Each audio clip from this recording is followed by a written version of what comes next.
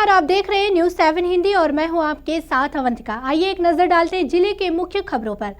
Kanpur metro के underground root पर सफर करने के दौरान यात्रियों को अपने मोबाइल की कनेक्टिविटी और सिग्नल के लिए जूझना नहीं पड़ेगा। ऐसा इसलिए क्योंकि कानपुर मेट्रो रेल परियोजनाओं के यात्रियों को अब भूमिगत स्टेशनों और सुरंगों में भी निर्बाध संचार सेवाएं मिलेगी। इसके लिए messrs advance communication and electronic systems ने बीएसएनएल कानपुर के साथ एक महत्वपूर्ण अनुबंध किया है। इस अनुबंध पर बीएसएनएल के प्रधान महाप्रबंधक प्रभांश यादव और एसीईएस के प्रबंध निदेशक मोहम्मद मजहर ने हस्ताक्षर किए। इस करार के तहत बीएसएनएल द्वारा लगभग 70 फीट गहराई में स्थित भूमिगत मेट्रो स्टेशनों और सुरंगों में मोबाइल बीटीएस स्थापित किए गए हैं, जिससे यात्रियों को निर्बाध मोबाइल नेटवर्क और संचार सेवाएं उपलब्ध हो सकेगी। ये पहल कानपुर मेट्रो यात्रियों के लिए एक बड़ी सुविधा साबित होगी, जिससे वे यात्रा के दौरान भी निर्बाध संचार सेवाओं का लाभ उठा सकेंगे।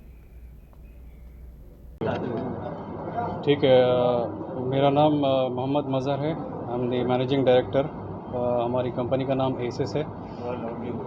एसेस ने यूपीएमआरसी के साथ 9 साल का एग्रीमेंट साइन किया हुआ है, जहाँ पे हम कॉमन मोबाइल इंफ्रास्ट्रक्चर बनाएंगे और वो इंफ्रास्ट्रक्चर ऑपरेटर्स इस्तेमाल कर सकते हैं अपने सब्सक्राइबर्स को वॉइस और डेटा कनेक्शन देने के लिए।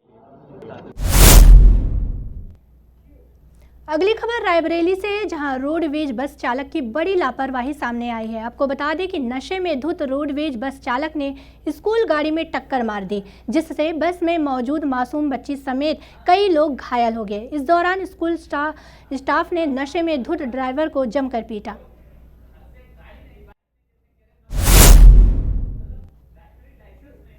उत्तर प्रदेश के कानपुर में शातिर अपराधियों का हाफ एनकाउंटर लगातार जारी है। वाहन चेकिंग के दौरान पुलिस और बदमाशों के बीच मुठभेड़ में हुए, जिसमें एक बदमाश घायल हो गया। दरअसल सजेती थाना क्षेत्र के अंतर्गत बरीपाल रोड पर पुलिस गश्त के दौरान 2 बदमाश कार से आते दिखाई दिए। पुलिस ने जब रोकने का प्रयास किया तो फायर झोंक दिया। पुलिस की जवाबी फायरिंग में बदमाश के पैर में गोली लगी और वो घायल हो गया। फिलहाल पुलिस ने उसे गिरफ्तार कर लिया है, जबकि दूसरा आरोपी फरार है। आपको बता दें कि ये आरोपी ट्रक चालकों से लूट, वाहन चोरी जैसे कई घटनाओं को अंजाम देता था।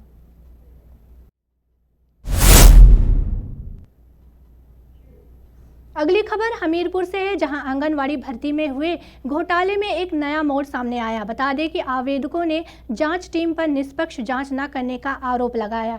खुद को जिलाधिकारी शैलेंद्र प्रताप सिंह का रिश्तेदार बताकर राकेश टेंगर नाम के व्यक्ति ने आवेदकों से भर्ती के नाम पर पैसे मांगे थे। आवेदकों को जांच में गड़बड़ी होने की आशंका जताते हुए जिलाधिकारी कार्यालय पहुंचकर न्याय की गुहार लगाई और जिलाधिकारी से निष्पक्ष जांच कराए जाने की मांग की है। तो वहीं पीड़ित आवेदिका का आरोप है कि जनरल सीट पर चयन होने के बाद रिश्वत के पैसे न देने पर सीट को जनरल से एससी बताकर दूसरी महिला को भर्ती कराया गया।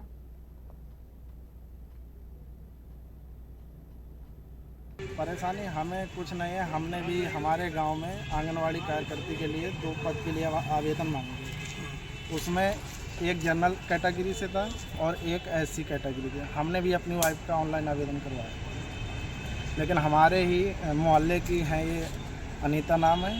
तो जब जानकारी ली हमने तो विधवा को प्राथमिकता थी, तो हमने कोई उसमें आपत्ति नहीं की।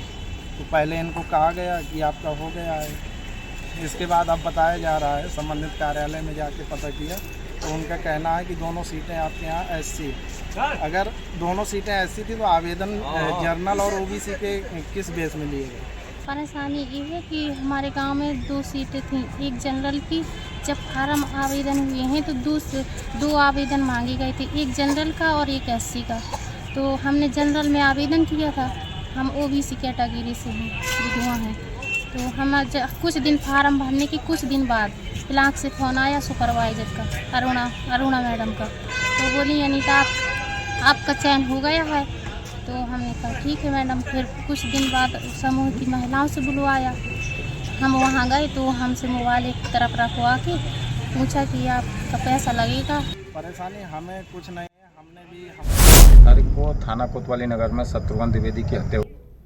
बलरामपुर के दीपुआ बाग में शत्रुघ्न द्विवेदी हत्याकांड का पुलिस ने खुलासा कर दिया है। सोमवार रात पुलिस ने मुख्य आरोपी साजन तिवारी उर्फ रघुवंश तिवारी को एनकाउंटर में गिरफ्तार किया।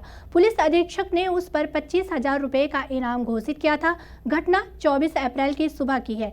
दीपुआ बाग इलाके में शत्रुघ्न द्विवेदी का शव मिला था।